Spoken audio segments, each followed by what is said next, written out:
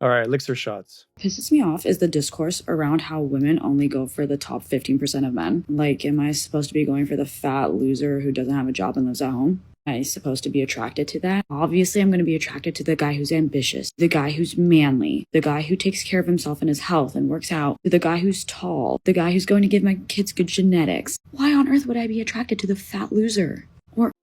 Okay, no one is saying you should be attracted to the fat loser. That's never been the problem. I mean, sure, all the average guys who want it all and do nothing, yeah, they're going to complain, but nobody cares if they complain because they really haven't deserved it anyway. The main issue everybody has with this logical view that women have of dating is that you want it all.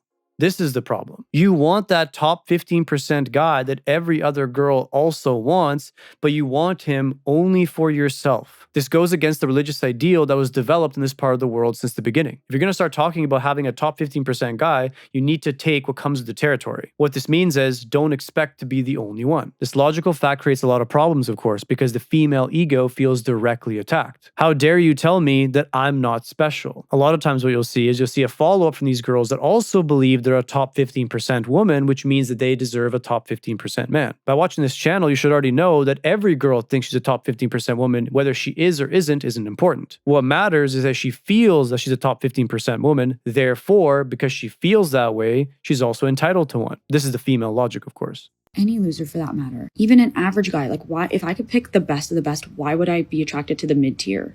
Like, hello. Especially if I'm a top quality girl. What happened to There it is. They're all top quality girls, therefore they all deserve top quality. Unfortunately, what they fail to understand is they can't subjectively determine whether they're top quality or not. The only entity that determines this, of course, is men, since men are the ones that are choosing to engage with them. And of course, now in this video, you can see the conundrum of modern dating. Girls have decided to be hyper-logical about dating, and they don't want to accept the consequences that come with that. If you're going to use us for our achievements, that's okay. We're going to use you for your body. The only situation where monogamy makes sense is religious faith or love. As soon as you start approaching it logically, you're going to lose the negotiation, especially if you're talking to someone who's in high demand. This is just simple supply and demand economics.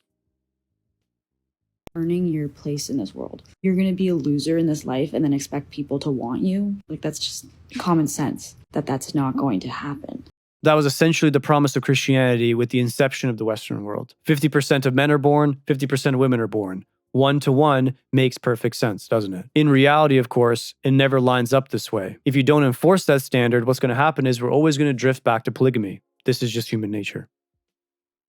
Like, if I was fat and ugly, I would not be surprised that men are not going for me and instead they want the girls who are fit and beautiful.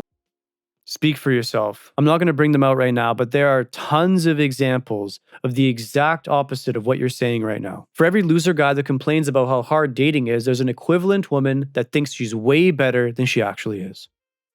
Like, I didn't earn to be on their level. I didn't earn to be wanted like that. So maybe instead of complaining that women only want the top 15%, work on becoming top 15% or somewhere near that number.